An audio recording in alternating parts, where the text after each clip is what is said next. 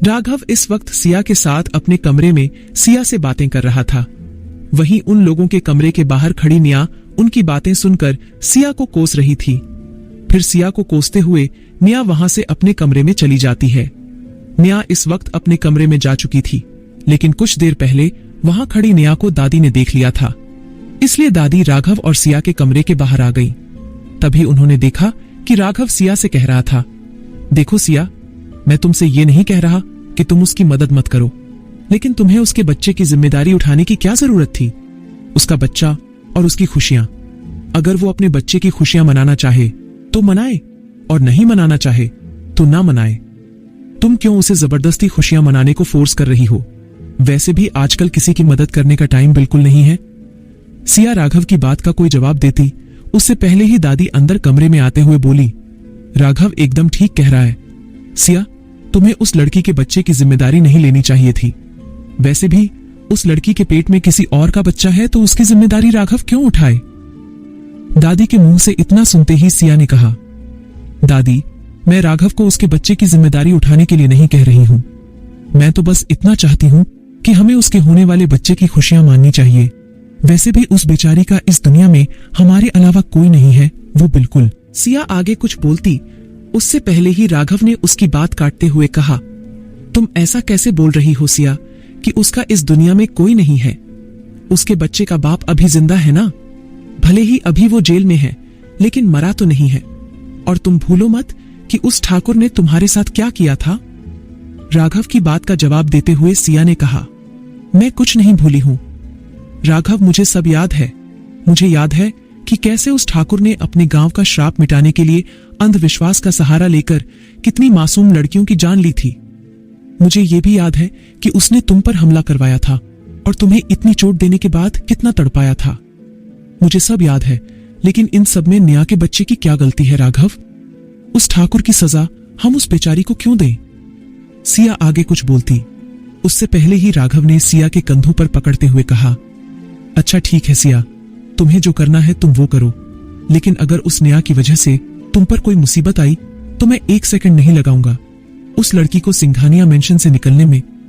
और इतना कहकर राघव वहां से चला जाता है। राघव को वहां से जाते देख दादी ने सिया से कहा, देख सिया, उस लड़की की वजह से तू अपनी और राघव की जान को खतरे में डाल रही है। वैसे भी उस लड़की की नीयत मुझे ठीक नहीं लग रही।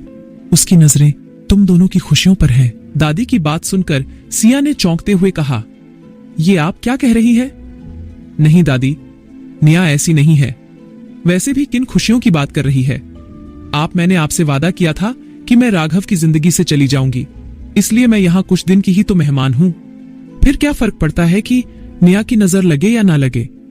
सिया की बात सुनते ही दादी ने एक बार फिर से अपने हाथ जोड़े और विनती करते हुए बोली, देख सिया, मानती हूं मैंने ही तुझसे वादा लिया था कि मेरे पोते की जिंदगी से निकल जा, लेकिन अब मैं हाथ जोड़कर तुझसे प्रार्थना करते हुए कहती हूं कि मेरे बेटे की जिंदगी से मत जाना, नहीं तो वो अपनी दादी को छोड़कर यहां से चला जाएगा।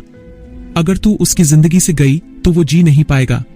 इसलिए मेरे उस वादे को भूल जा और मेरी विनती स्वीकार करके मेरे राघव की जिंदगी से वापस आ जा।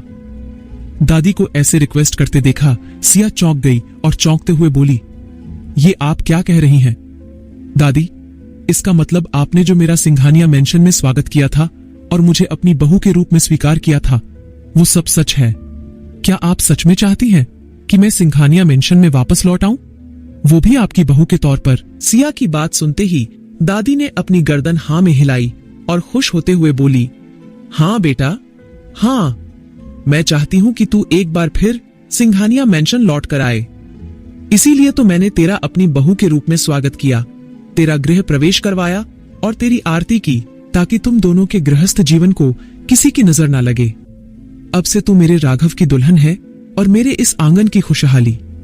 इसलिए मैं तुझसे विनती करती हूं कि मेरे घर की खुशियों को मत छीनना। दादी को अपने सामने हाथ जोड़ते देख सिया ने दादी के हाथों पर अपने हाथ रखा और उनके हाथों पर अपना माथा लगाते हुए बोली, दादी, आप मेरे आगे ऐसे बार बार हाथ मत जोड़िए।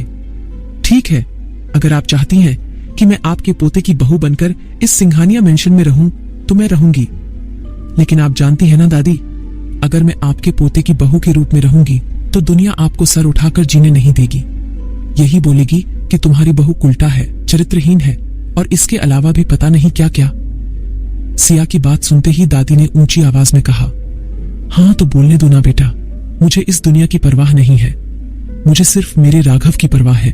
और वैसे भी इस किसी भी इंसान में इतनी ताकत नहीं है कि वो सुनैना सिंघानिया को ताना दे। वैसे भी तुम्हारे साथ जो कुछ भी हुआ है उसमें तुम्हारी कोई गलती नहीं है बिटिया।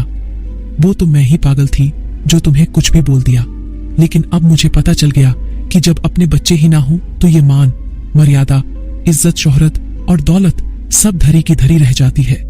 इसलिए सबसे जरूरी है कि हमारे बच्चे हमारे साथ रहे। दादी की बातें सुनकर सिया ने दादी को गले लगाते हुए कहा, थैंक यू दादी, मुझे मेरी कमी के साथ अपनाने के लिए। मैंने तो सोचा था कि पता नहीं आप मुझे कभी अपनाएंगी भी या नहीं, लेकिन आपने तो पल भर में मुझे अपना लिया। आज मुझे पता चल गया कि राघव किस पर गया है। वैसे दादी, आपको पता है कि आपके जैसी दादी मेरे पास भी थी, जो कुछ दिनों पहले ही मुझे छोड़कर चली गई थी, लेकिन आज आपकी बातें सुनकर मुझे ऐसा लगा जैसे मेरी दादी फिर से लौटकर मेरे पास आ गई।